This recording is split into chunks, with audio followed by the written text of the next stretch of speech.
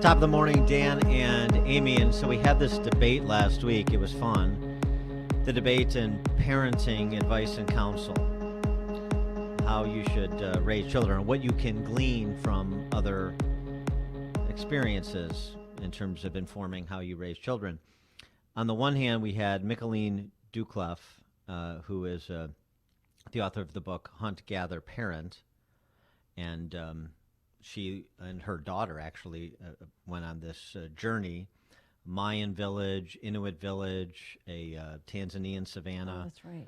Right, and observed and discussed parenting philosophy with people from different cultures.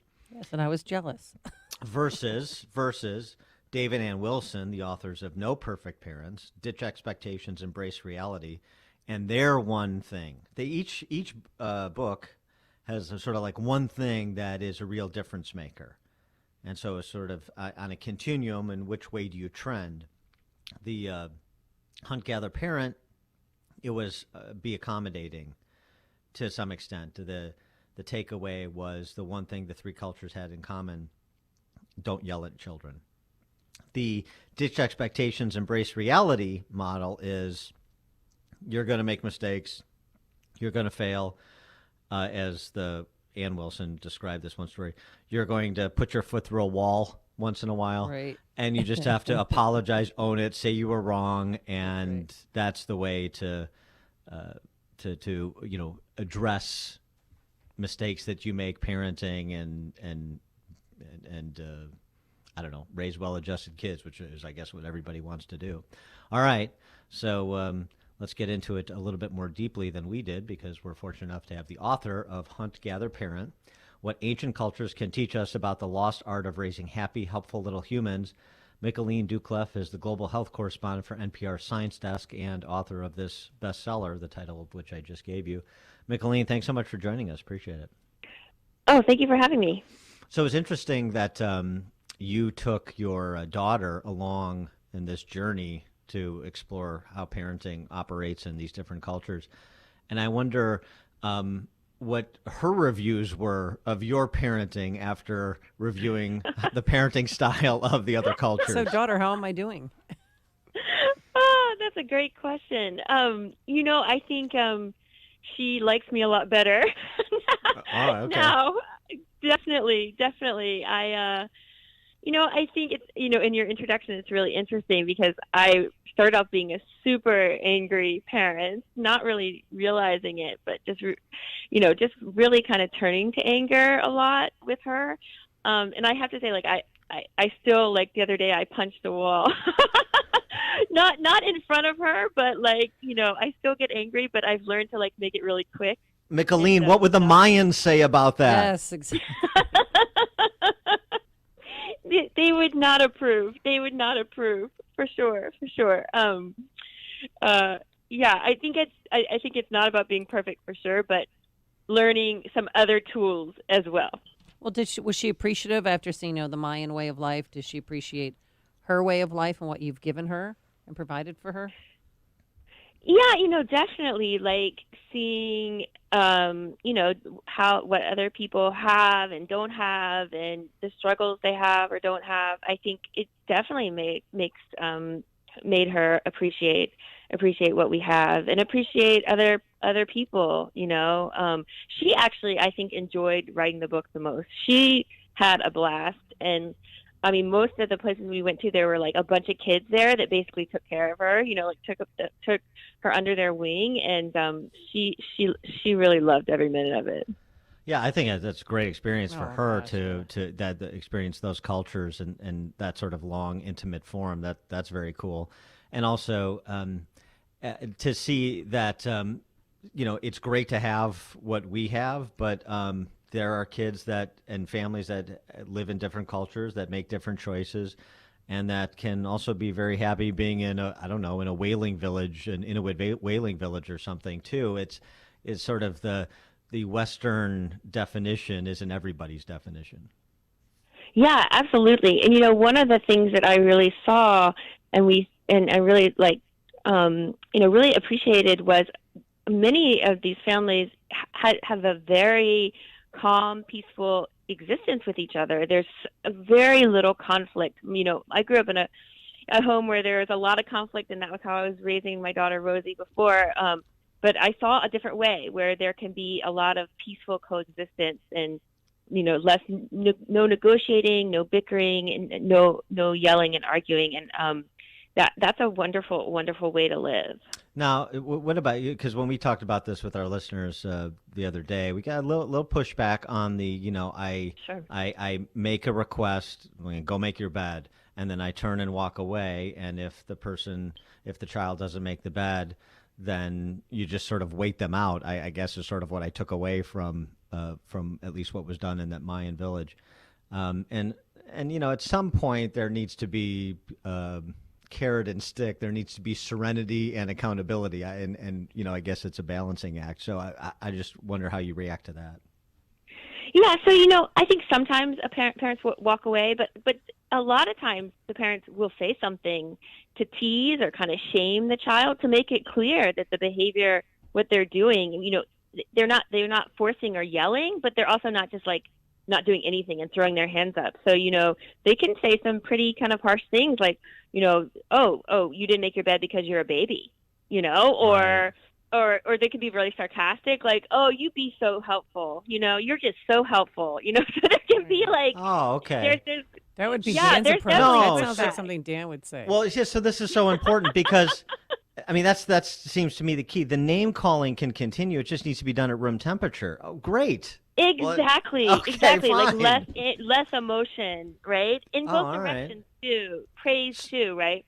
Oh, that was helpful. Versus like, oh my God, you're such an amazing kid. That Yeah, kind of right. thing, right? Yeah, like right. this statement. Yeah. Well, so what was it like going Okay. from a Mayan village, and how long did you spend in the Mayan village, and then you went to a village north of the Arctic Circle? Those are pretty drastic extremes in weather.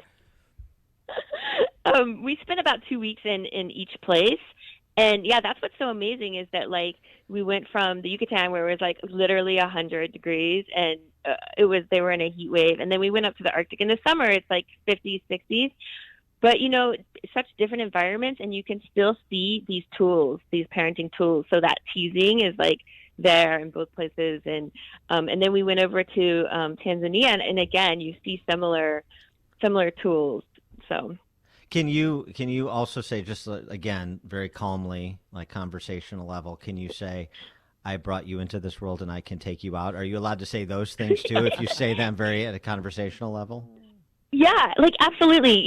There's so many funny things and like really like pointed things that like, some of the moms will say things like, very clearly, like if oh, you don't want to clean up your toys, okay, then I'm just gonna we'll throw them away. And they'll like go and start to it's like if you can't take care of them, we're throwing them away.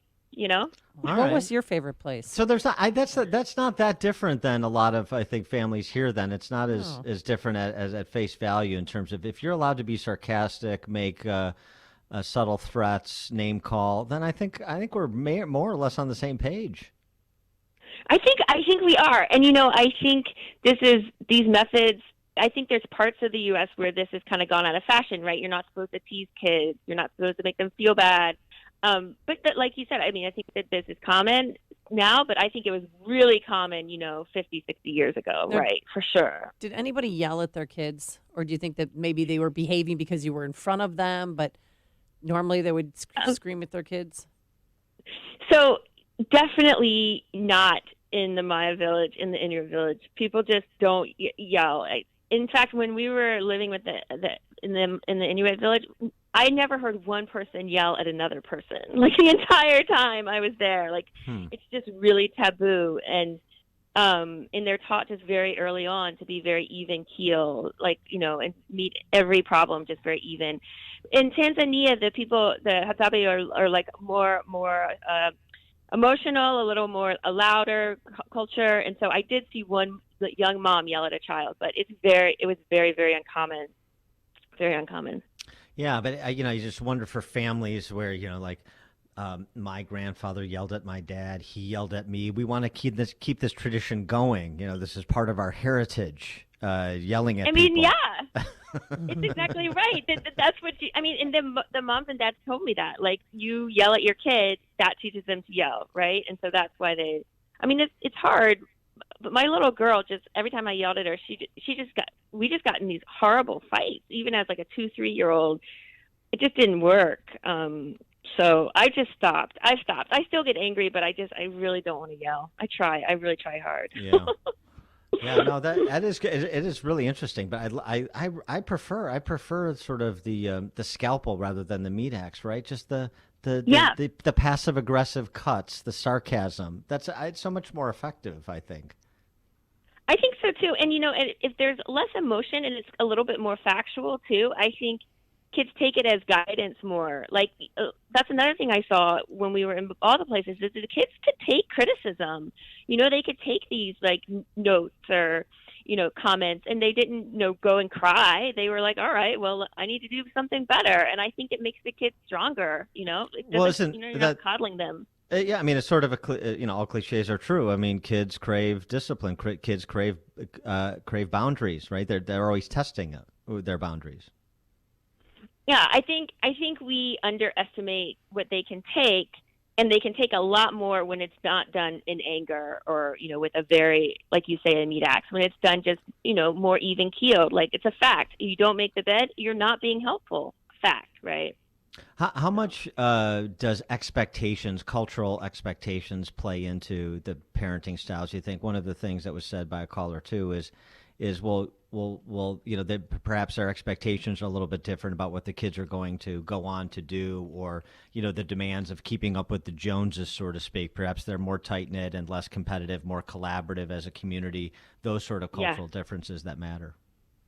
Yeah, I definitely think. I think in the U.S., kids are taught, to figure out what you want and go and achieve it, really at all costs. And I think there's a lot of that there. Like, families want kids to succeed, but they also expect the children to help each other, right? To help the family, to be a member of a team, and to constantly be looking out for each other, whether that means helping with the dishes or helping with your little sibling. There's from day one, there is an expectation that everybody helps and everyone shares and everyone is kind to each other in the family. And so there's that added on top of kind of achieving your own goals. You need to be a good family member as well, which I think is important, She is Michaeleen Doucleff. She is the global health correspondent for NPR Science Desk, the author of the New York Times best-selling book, Hunt, Gather, Parent, What Ancient Cultures Can Teach Us About the Lost Art of Raising Happy, Helpful Little Humans. Michaeleen, thanks so much for joining us. The book is great, and we appreciate you being with us, and continued success with it. Oh, thank you so much for having me. It was really a pleasure. Thank you. And she joined us on our turnkey.pro answer line. It's news, opinion, insight. This is Chicago's Morning Answer on AM 560.